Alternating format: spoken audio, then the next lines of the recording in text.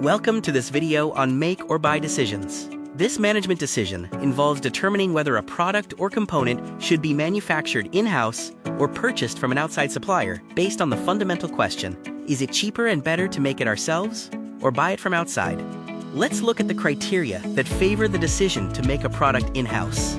These include lower production costs, cases where limited outside supply cannot meet demand, the need for strict quality control, or when the process utilizes existing facilities and manufacturing experience.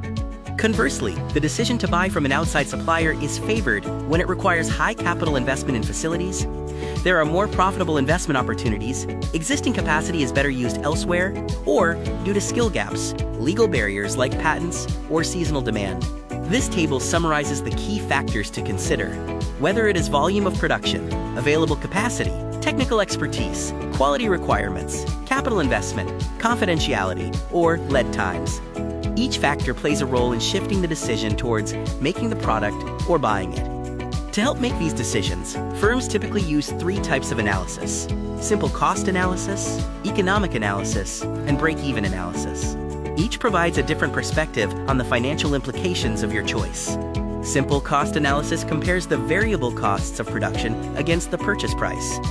In this example, with demand at 5,000 units, the total cost to make is 50,000 rupees, while purchasing costs 55,000 rupees.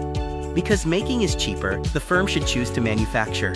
For more complex scenarios, economic analysis utilizes inventory models.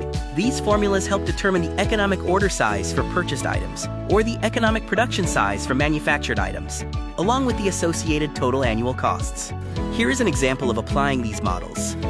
After calculating the total costs for both the buy option and the make option based on demand, procurement, and setup costs, the firm can determine which approach is the most cost-effective solution. Break-even analysis is another vital tool. It determines the point at which total costs intersect with sales, representing a no-loss, no-gain situation. The break-even point is calculated by dividing fixed costs by the difference between the selling price and variable cost per unit. In this break-even example, the cabinet production has a break-even point of 2,000 units. Since the actual demand is only 1,500 units, which is below the break-even point, the company should choose to buy the cabinets rather than manufacture them. Finally, when facing multiple alternatives, you can compare the total annual costs of each. In this scenario, comparing two manufacturing processes and a purchase option shows that buying the product results in the minimum total cost, making it their recommended decision.